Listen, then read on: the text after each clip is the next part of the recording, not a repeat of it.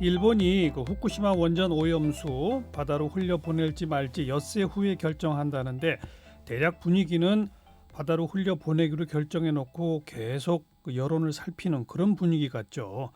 원희룡 제주도지사가 강하게 나섰네요. 단 한 방울의 원전 오염수도 용납할 수 없다. 방류를 하면 일본을 상대로 민형사 소송도 제기하겠다라고 밝혔는데 원희룡 지사 연결해 봅니다. 안녕하세요. 안녕하세요. 네. 앞에 제가 얘기한 것처럼 일본은 그 바다로 흘려보내는 걸 거의 기정사실화 해놓고 잊어버릴만 하면 한 번씩 슬슬 언론에 흘리는 거 아니에요? 그렇게 보세요? 어떻게 보세요? 예, 뭐 분위기 기정사실화 하려는 것 같은데요. 그죠? 그렇다고 해서 일본의 작전대로 넘어가게 하면 안 되죠. 글쎄요. 그런데 다음 주에 아무튼 결정한다는 거 아닙니까? 그 페루 오염수 대책 관계 강요 회의가 27일로 예정돼 있다는데. 제가 파악해 보니까 예. 일단 27일 날 결정하는 걸로 돼 있는데요. 예. 일본 내에서도 반대 여론이 많잖아요. 예. 또 앞으로 또 수시로 선거도 있을 수 있고 하는데 예. 현재 이 그 오염수 저장 탱크가 예. 만수 위에 도달하는 것은 2022년이라 그래요. 맞습니다. 예. 예. 그래서 아직 한 2년 정도, 만 2년 정도의 시간이 있기 때문에 예. 설사 일본 내각이 우리가 원하지 않는 방향으로 어떤 행동을 한다 하더라도 우리는 끝까지 포기하지 않고 특히 예. 일본 국내 여론을 움직이기 위한 다방면의 압박을 가해야 된다고 생각합니다. 네. 그러니까 조금 알아보시니까 아직 2022년까지 남아서 27일 날 최종 결정할 것 같지는 않다는 겁니까, 분위기가? 결정은 27일 날 일단 하는데 그거에 따라서 실제 방출 행위가 이루어지는 것은 물론 그렇죠. 네네 그렇죠. 방출은 그러니까 2022년 이후가 되겠죠. 그렇죠. 방출까지는 아직 예. 시간이 있기 때문에. 근데 그러니까 방출하겠습니다라는 결정도 그럼 27일 날 할 거라고 보세요?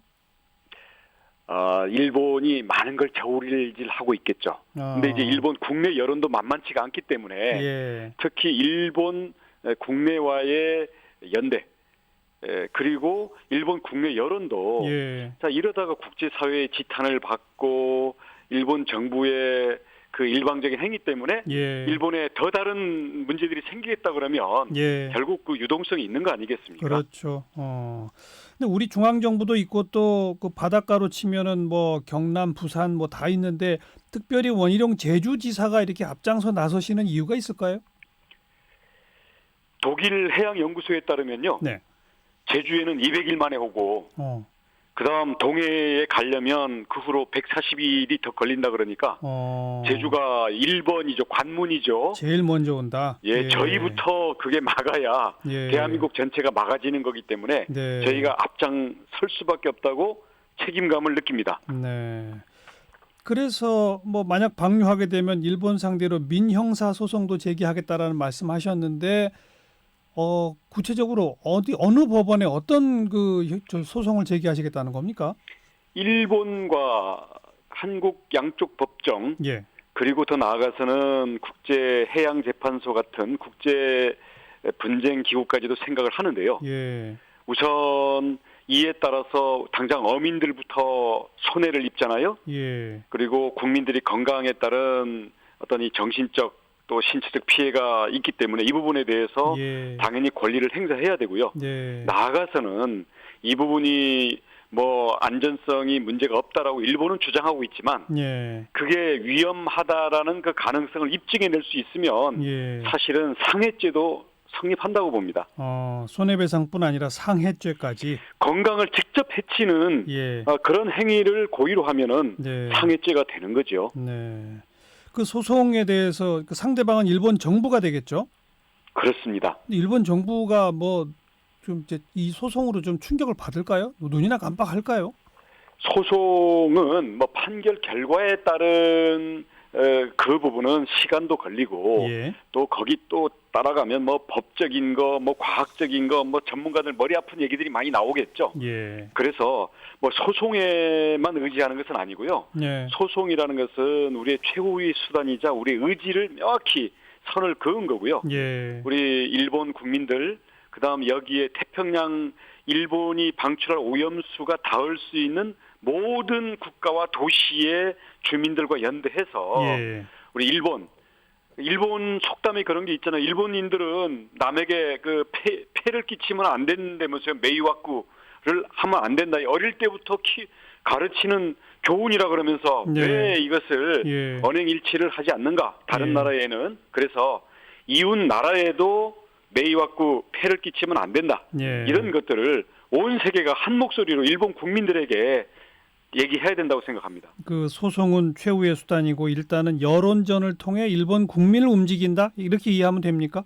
그렇습니다. 일본 정치도 일본 국내 여론에 가장 민감하고 약할 것이기 때문에 그 부분을 저희가 관역으로 삼아야 된다고 생각을 하고요.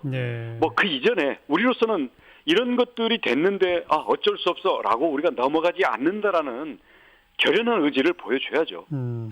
근데 그 뭐 태평양 인근 국가 이렇게 표현하셨습니다만은 사실 가까이 있는 나라는 이제 우리나라고 중국 자구인의 나라의 동해안, 우리로 보면 서해죠. 그쪽에 원전이 밀집해서 거기서 뭐 오염수를 배출하고 있기 때문에 중국도 강하게 지금 반대를 못 하고 있다고 그러지 않습니까? 어떻게 생각하세요? 우리나라도 원전이 있기 때문에 정상 가동 중인 원전에서 나오는 오염수 여기랑 지금 그 쓰나미 때문에 폭발 사고가 나서 녹아내렸던 후쿠시마랑 같이 들어가는 것은 우리 일반인으로서는 물타기라고밖에 볼 수가 없고요.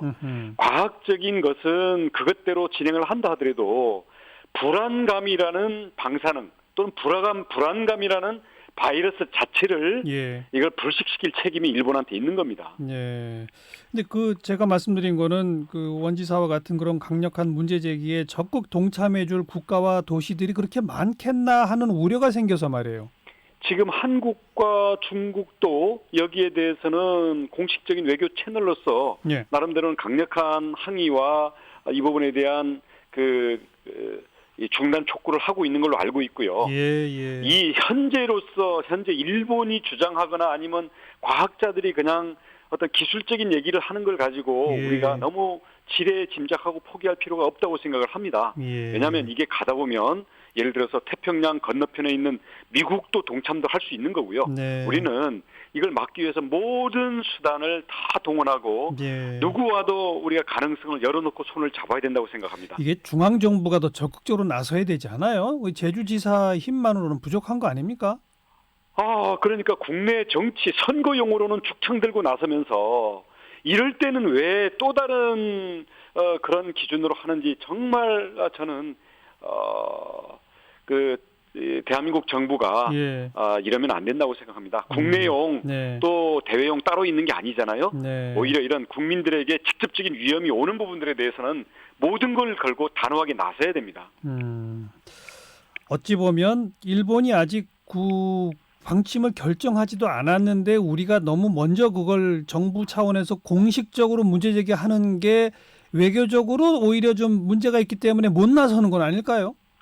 정부 입장에서는 지금 일본이랑 뭐 징용공 문제도 있고 또 여러 가지 안보 차원에서 협력해야 되는 것도 있고 그래서 정부가 그 이슈 하나만 가지고 뭐 수단 방법을 안 가리겠다 이렇게 나서면 안 되죠. 그러니까요. 그런 점은 저희가 이해를 하고요.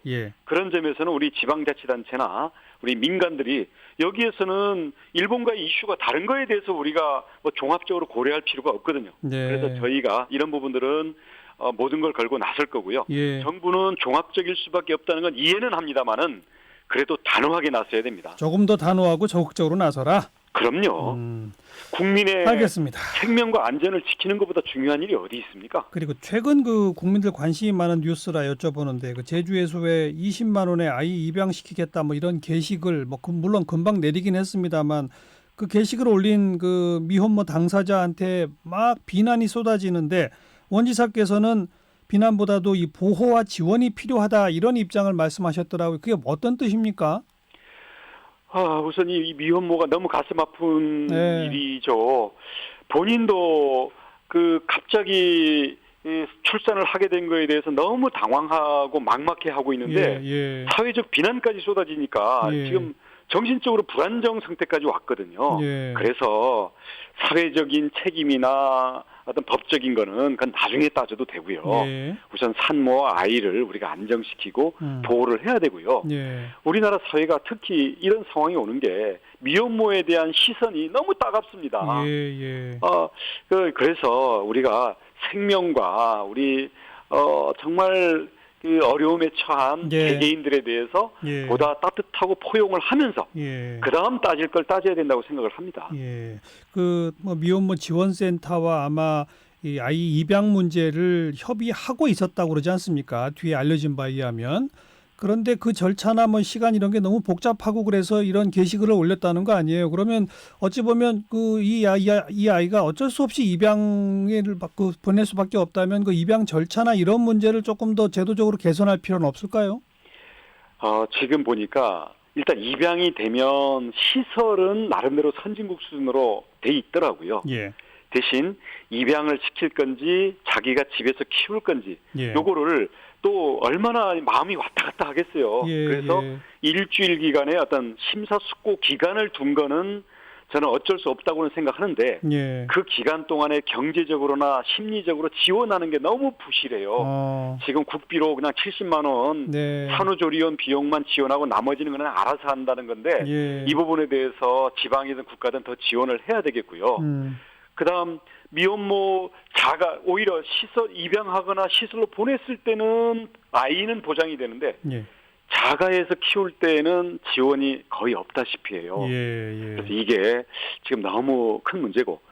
이거 가기 전에 미혼모 상태에서 갑자기 임신을 알고 여기에 대해서 미혼모로 출산하는 과정에서 사회적 시선이 차갑고 따갑다 보니까 본인들이 충분한 상담과 지원을 받고 있지 못한 상태에서 굉장히 무슨 범죄자처럼 하다 보니까 지금 같은 사태가 났거든요. 그래서 임신을 알았을 때부터의 어떤 그런 정신적인 상담, 그다음에 지원에 대한 안내 이런 부분들이 지금보다 훨씬 더 미혼모들을 안심시킨 상태에서 접근이 쉽도록 해야 되겠고요.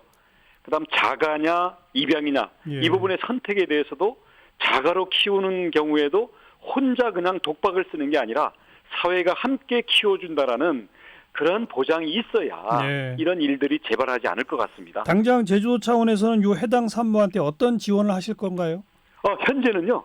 우선 그 미혼모는 미혼모대로 저희가 전문가들이 다 붙어서 지금 정신 상담, 그다음 경제적 지원, 그다음 우리 그 사회적인 그 모금센터에서 따뜻한 온정의 손길을 주고 있고요. 아이는 아이대로 우리 그 영아 돌봄센터에서 키우고 있습니다. 그래서 요 사례 자체는 저희가 가급적 상처가 덜하도록 최선을 다해서 돕겠습니다만은 마지막까지 케어를 하겠다. 당연하고요. 알겠습니다. 이 사례가 입원으로 끝나지 않는다라는 게 문제죠. 몇 달 전 저랑 인터뷰하면서 그 뇌가 마비된 찐 친문 빼고 진중권, 금태섭 등 손잡아야 이런 발언하셨던 거 기억하시죠? 네, 그렇습니다. 근데 바로 마침 그 금태섭 전 의원이 오늘 민주당을 탈당했고 뭐 심지어 국민의힘의 서울시장 후보군의 하나로 거론이 되던데 어떻게 생각하세요? 정치적인 진로나 어떤 서로의 그 정치적인 유불리는 나중 문제고요.